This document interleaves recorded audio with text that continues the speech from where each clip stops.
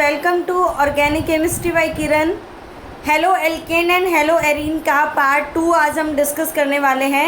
Last lecture में हमने part 1 में introduction, classification and nomenclature part को कवर कर लिया था। तो आज हम स्टार्ट करते हैं नेक्स्ट पार्ट पे, जिसमें हम आपको मैंने ऑलरेडी बता रखा है हम एनसीईआरटी को भी कवर करेंगे, प्लस उससे रिलेटेड जितनी भी रिएक्शंस गिवन होगी या कोई भी कॉन्सेप्ट गिवन होगा उसके पीछे जो रिएक्शन मैकेनिज्म होगी, जिस टाइप के क्वेश्चंस होंगे जो जेईई या नीट में जो आपके आते हैं वो सारे हम डिस्कस करेंगे। राइट, तो स्टार्ट करें लेक्चर को। ओके, तो आज फर्स्ट जो टॉपिक हम डिस्कस करने वाले हैं which is nature of CX bond. जो कार्बन हेलोजन का बॉन्ड है उसकी नेचर क्या है वो हम आज डिस्कस करने वाले हैं। राइट, तो क्या होती है नेचर, ध्यान से देखना। CX बॉन्ड जो है due to difference in electronegativity, जो बॉन्ड होता है वो क्या होता है, पोलर इन नेचर होता है। क्यों? क्योंकि आपको पता है कार्बन की जो इलेक्ट्रोनेगेटिविटी की वैल्यू होती है उसको अप्रॉक्सीमेट अपन 2.4 बोलते हैं। राइट, और हेलोजन फ्लोरीन ले लिया मान लो मैंने, तो उसकी इलेक्ट्रोनेगेटिविटी की वैल्यू क्या होती है, 4 होती है। राइट, तो जब कार्बन एंड कोई भी हेलोजन, फ्लोरीन हो, क्लोरीन हो, ब्रोमीन हो, आयोडीन हो, तो यहाँ पे जब इलेक्ट्रोनेगेटिविटी का डिफरेंस अगर आएगा तो डिफरेंस इन इलेक्ट्रोनेगेटिविटी की वजह से वो जो बॉन्ड है वो क्या हो जाएगा, पोलर इन नेचर हो जाएगा। राइट, तो इस बेसिस पे ना आपसे क्वेश्चन भी पूछ लिया जाता है और वो क्वेश्चन इम्पॉर्टेंट भी है जो हम डिस्कस करने वाले हैं, और वो क्वेश्चन है डाइपोल मोमेंट का। राइट, हमें CH3F, CH3Cl, CH3Br और CH3I के डाइपोल मोमेंट को कंपेयर करना है। राइट, अगर आपको आता है क्वेश्चन, डाइपोल मोमेंट आपने पढ़ रखा है केमिकल बॉन्डिंग में, तो आप डेफिनेटली सॉल्व कर सकते हो। एक बार ट्राई करो कैसे सोल्व करना है इसको, डाइपोल मोमेंट।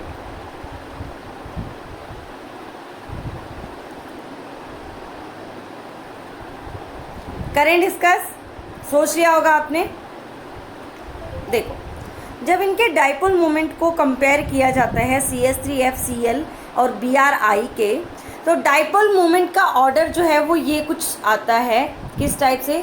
CH3Cl का सबसे ज़्यादा होता है, then CH3F, CH3Br and CH3I। Right, अब हमें क्या लग रहा था कि जो फ्लोरीन है उसकी इलेक्ट्रोनेगेटिविटी की वैल्यू हाई है, तो वहाँ पे कार्बन और X के बॉन्ड के बीच की जो पोलैरिटी है वो क्या होगी, ज़्यादा होगी।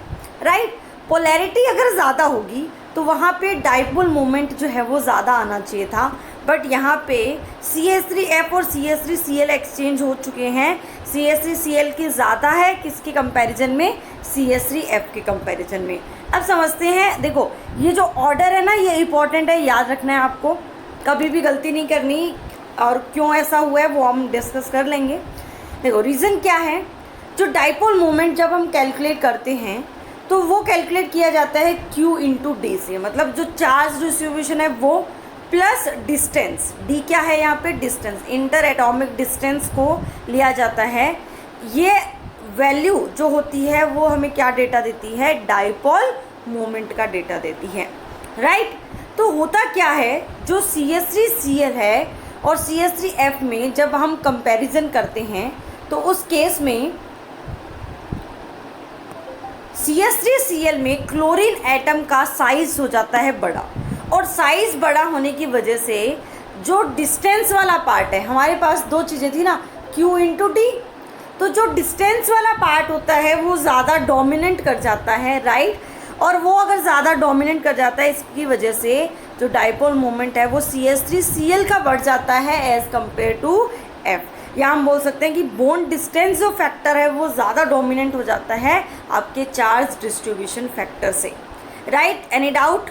कोई डाउट नहीं है।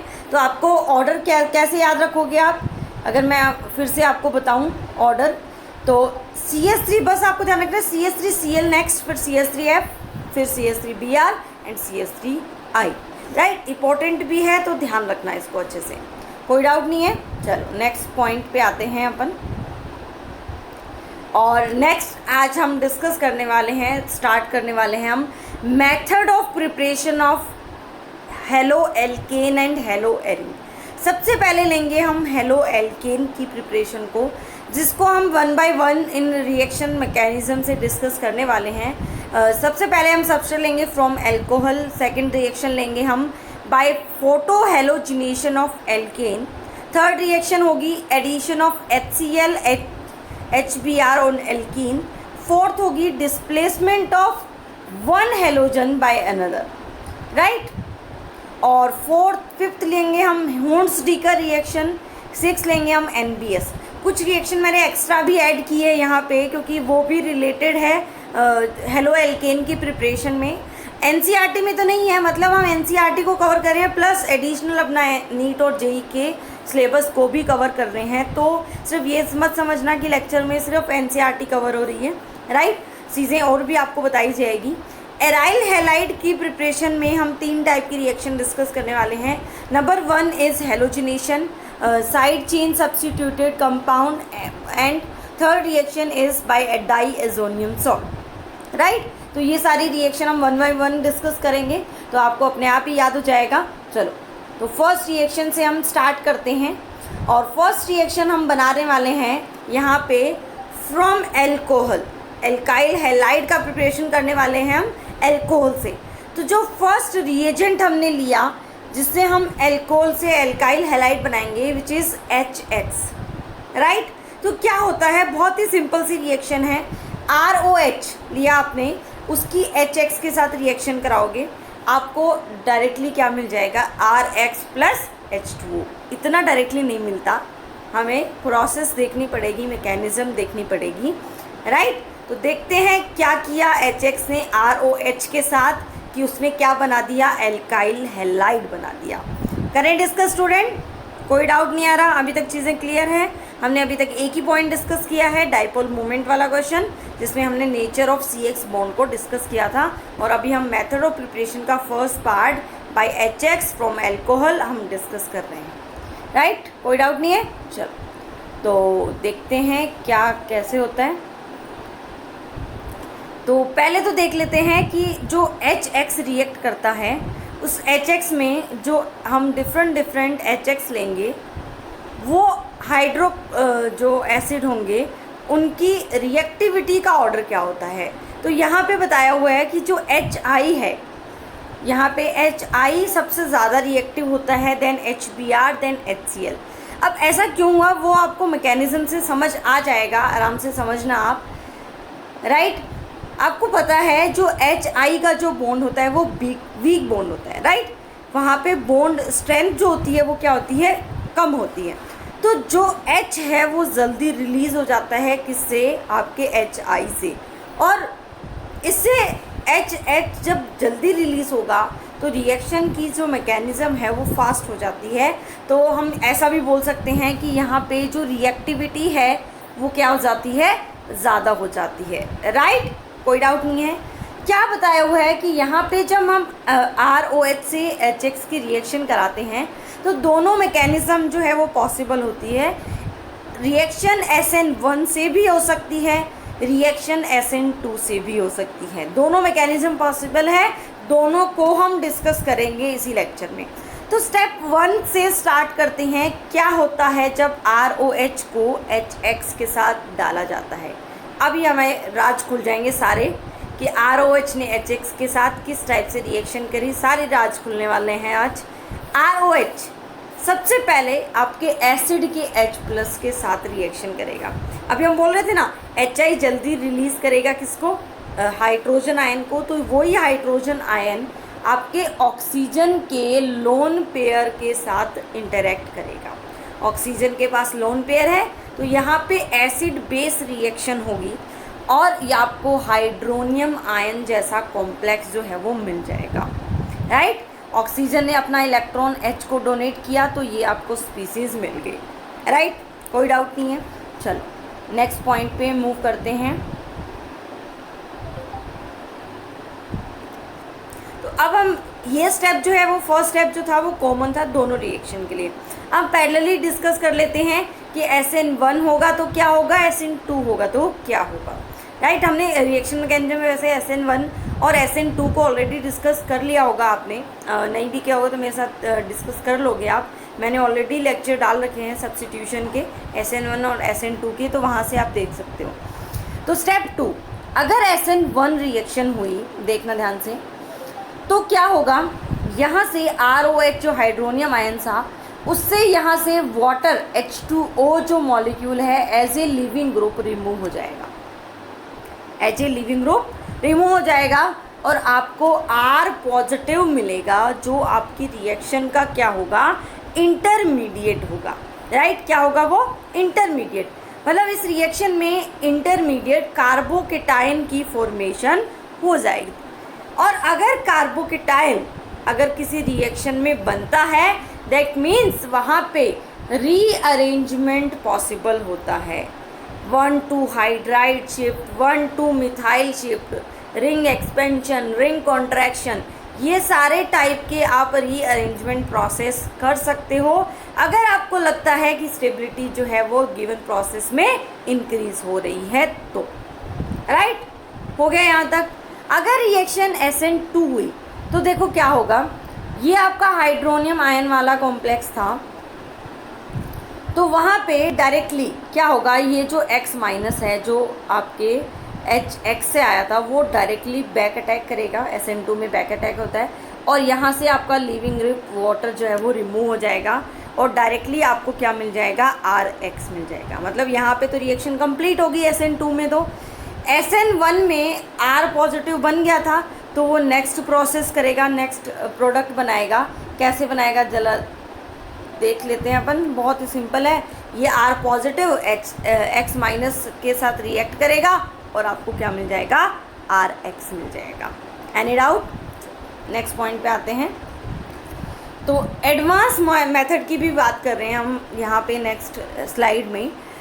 ROH की HX से रिएक्शन करा रहे थे, हमें एल्काइल हैलाइड मिल रहा था, राइट।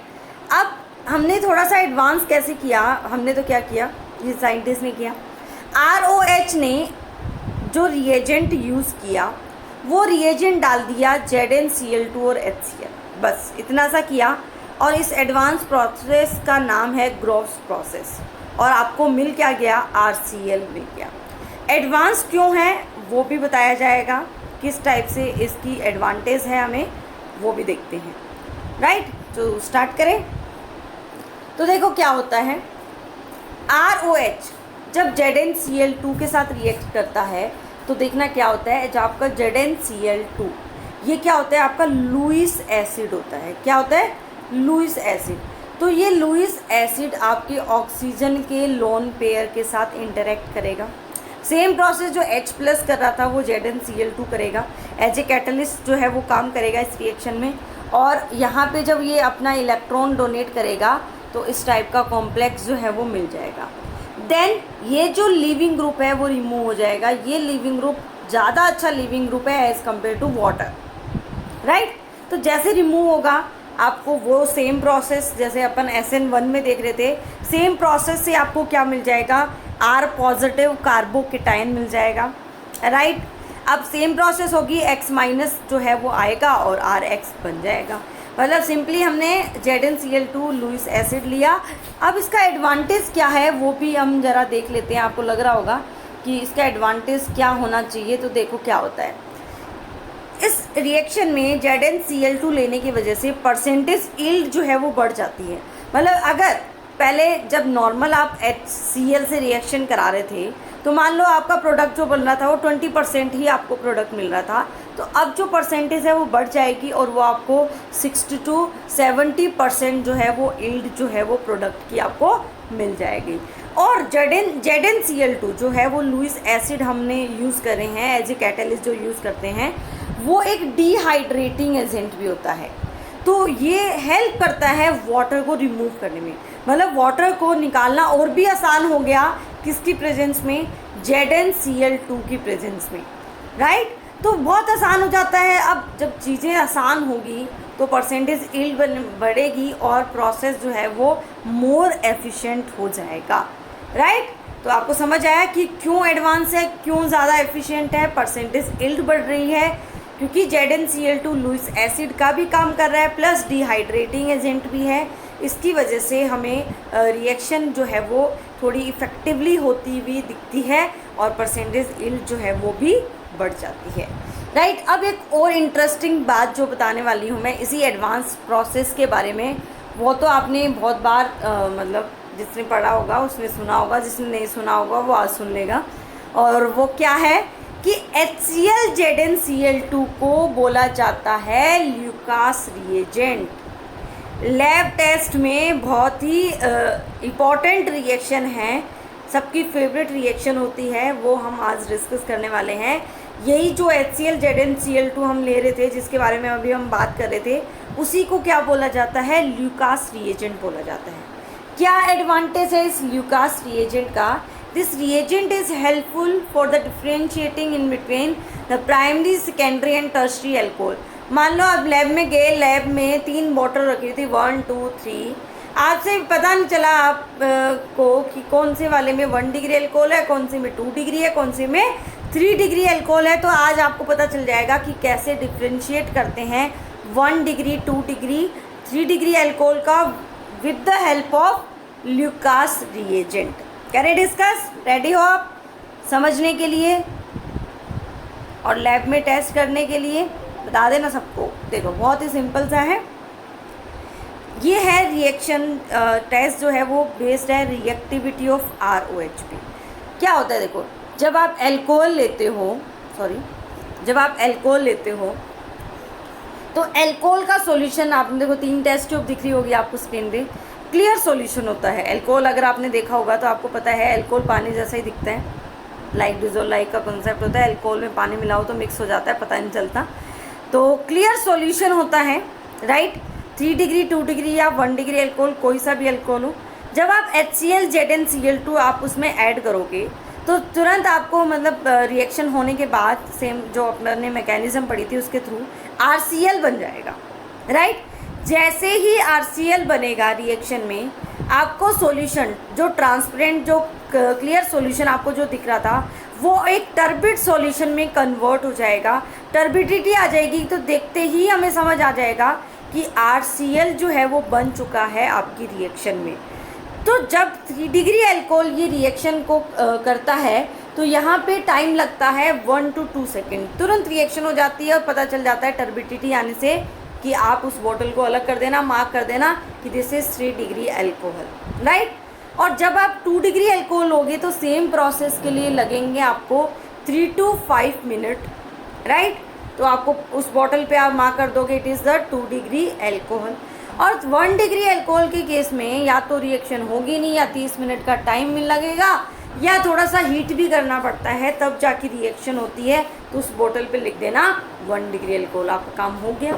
आपने डिफ्रेंशिएट कर दिया 3 डिग्री, 2 डिग्री, 1 डिग्री अल्कोहल को। अगली बार जब लैब में जाओ, लॉकडाउन ख़त्म होने के बाद, मतलब स्कूल स्टार्ट होने के बाद, जब भी आप लैब में जाओ तो आप इस टेस्ट को परफॉर्म करना टीचर की इंस्ट्रक्शन के अकॉर्डिंग, राइट।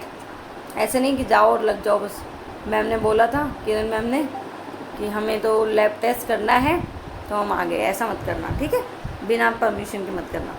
तो स्टार्ट करें नेक्स्ट रिएक्शन को, और नेक्स्ट रिएक्शन है photo halogenation of alkene. Second reaction हम डिस्कस करने वाले हैं। RH की रिएक्शन X2 के साथ कराएंगे in the presence of light, RX बन जाएगा।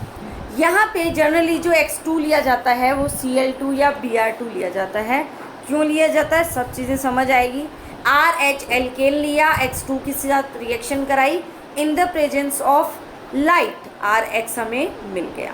Any doubt? चलो, तो क्या होता है, कैसे होता है, सब हम धीरे धीरे डिस्कस करेंगे, आप बस तैयार रहो समझने के लिए। तो सबसे पहले हम बात करते हैं कि रिएक्शन हुई कैसे। तो इस रिएक्शन की जो मैकेनिज़्म होती है वो मैकेनिज़्म होती है फ्री रेडिकल सब्स्टिट्यूशन, राइट। अब हमें फ्री रेडिकल सब्स्टिट्यूशन को पढ़ना पड़ेगा। मतलब हम सिर्फ रिएक्शन को कंप्लीट नहीं कर सकते। एनसीईआरटी में जो रिएक्शन तो लिखी हुई है पर उसके पीछे मैकेनिज्म नहीं पता है, तो आपको अगर मैकेनिज्म नहीं पता है तो रैंडमली अगर क्वेश्चन आ जाता है आपके पास तो आपको कैसे समझेगा वो मैं आपको बताने वाली हूँ, राइट। तो करें स्टार्ट। तैयार हो आप फ्री रेडिकल सब्स्टिट्यूशन रिएक्शन को समझने के लिए? चलो, तो फ्री रेडिकल सब्स्टिट्यूशन जो रिएक्शन है वो एक चेन रिएक्शन होती है, राइट।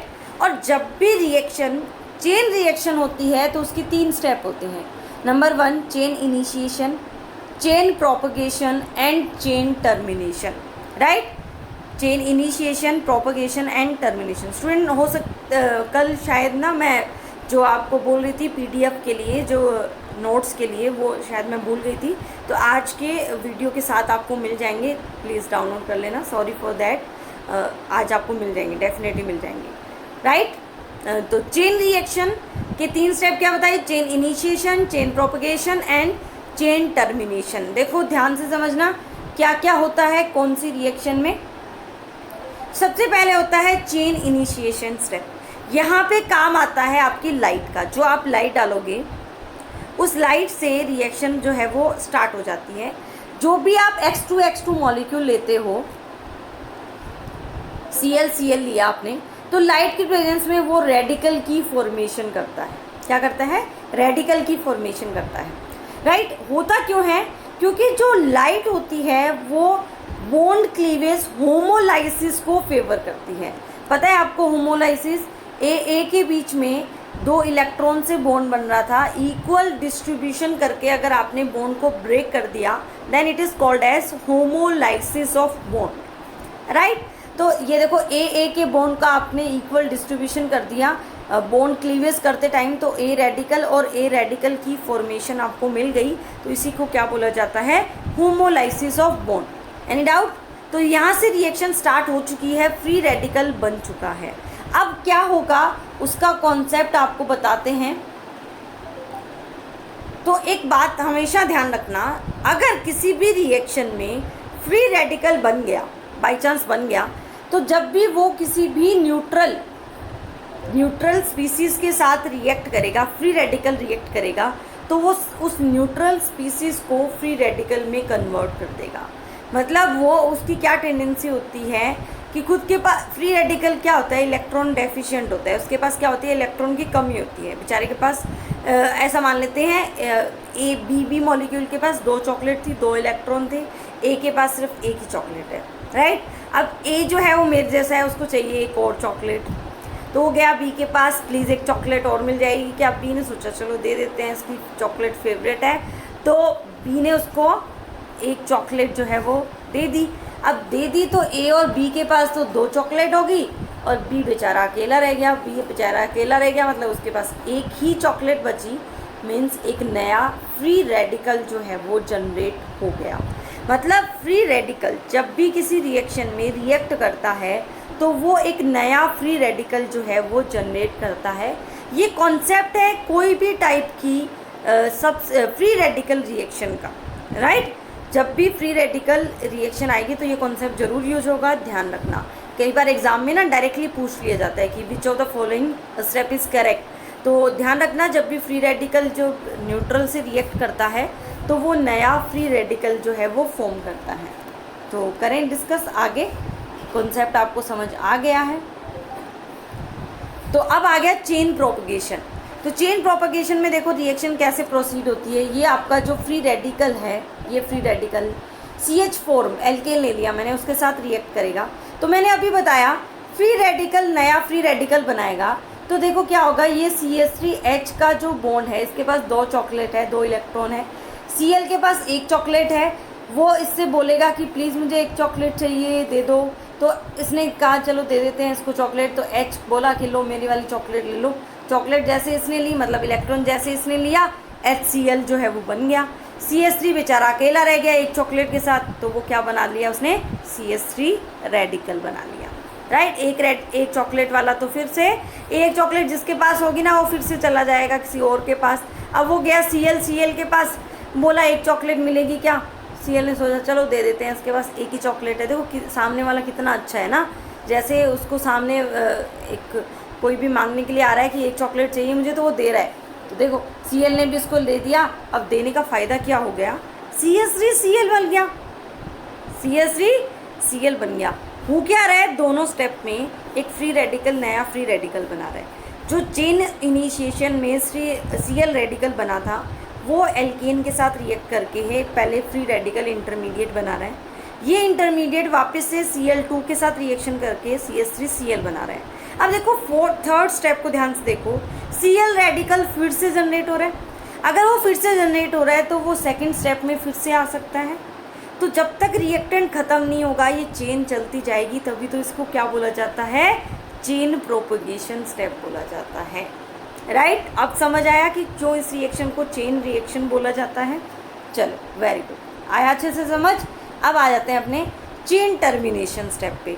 चेन टर्मिनेशन स्टेप में कोई लॉजिक नहीं होता, एक ही लॉजिक होता है कि कुछ नहीं करना, जितने भी फ्री रेडिकल जनरेट हुए हैं ड्यूरिंग द रिएक्शन उन सबको कंबाइन करके फ्री न्यूट्रल स्पीसीज में कन्वर्ट कर दो। Cl के साथ रिएक्ट करके Cl2 बना लिया, CH3Cl के साथ CH3Cl बना लिया, CH3 भी मिलके, मतलब कुछ नहीं करना, ख़त्म करना है। टर्मिनेट का मतलब ख़त्म करना है आपको। राइट, तो अब आगे चलते हैं, देखते हैं। अब देखो समझते हैं हम चीज़ों को। हमने रिएक्शन अच्छे से समझ लिया, हमें समझ भी आ गया प्रोडक्ट कैसे बनेगा। अब हम देखते हैं रिएक्टिविटी ऑफ X2। जब रिएक्टिविटी को चेक किया जाता है सारे हेलोजन की, F2Cl2 Br2 I2 की, तो रिएक्टिविटी का ऑर्डर आपको ऑलरेडी पता है, अब समझ लो अगर नहीं पता है तो। F2 सबसे ज़्यादा रिएक्टिव होता है, then Cl2, then Br2, then I2। Right, तो इसी वजह से क्या होता है कि जब आप F2 के साथ रिएक्शन कराते हो, ये सेम रिएक्शन को अगर प्रोसेस करते हो आप, तो रिएक्शन हाईली एक्सोथर्मिक हो जाती है। और हाईली एक्सोथर्मिक होने की वजह से इसको अवॉइड किया जाता है लैब में रिएक्शन करने के लिए। इस वजह से मैंने स्टार्टिंग में जब X2 लिया था तो Cl2 और Br2 दो ही चीज़ें लिखी थी। राइट, अब I2 क्यों नहीं लिखा हमने, वो भी अभी आपको समझ आएगा। देखो स्लाइड में ध्यान से देखो। In the case of I2 reaction तो होगी, RH I2 के साथ रिएक्ट करेगा और प्रोडक्ट भी बनाएगा Ri प्लस HI। बट क्या होता है, जो HI बनता है वो होता है स्ट्रॉन्ग रिड्यूसिंग एजेंट। क्या होता है, स्ट्रॉन्ग रिड्यूसिंग एजेंट होता है। और वो स्ट्रॉन्ग रिड्यूसिंग एजेंट क्या करता है, वापस से Ri को रिड्यूस करके वापस से किस में कन्वर्ट कर देता है, RH से। अब इससे क्या होता है, रिएक्शन का जो प्रोडक्ट होता है उसकी परसेंटेज यील्ड जो है वो क्या हो जाती है, डिक्रीज हो जाती है। रिएक्शन रिवर्सिबल हो जाती है due to the formation of HI। Right, वैसे हम रिएक्शन करवा सकते हैं। एक सॉल्यूशन मेरे माइंड में आया है, वैसे हमने पढ़ा हुआ भी है कि क्या किया जाए, एक स्ट्रॉन्ग ऑक्सीडाइजिंग एजेंट डाल दिया जाए, स्ट्रॉन्ग ऑक्सीडाइजिंग एजेंट डाल दिया जाए तो वो HI के साथ रिएक्ट कर ले, तो उस केस में हमें HI मिल सकता है। बट अगर सिंपली आपने I2 लिया तो रिएक्शन जो है वो पॉसिबल नहीं है। और ज़्यादा एफिशिएंट रिएक्शन तो सिर्फ Cl2 और Br2 के साथ ही देखी जाती है। Right, reaction reversible, percentage yield जो है वो कम हो जाती है।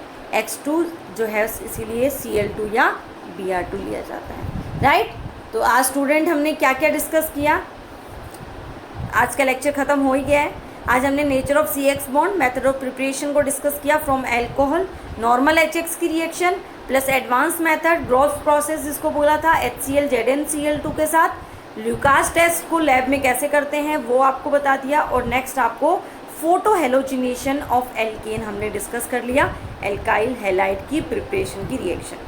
और भी आगे जो है चैप्टर को पढ़ने के लिए हमारे ऑर्गेनिक केमिस्ट्री बाय किरण से जुड़ते रहिए, हमेशा जुड़े रहे आप।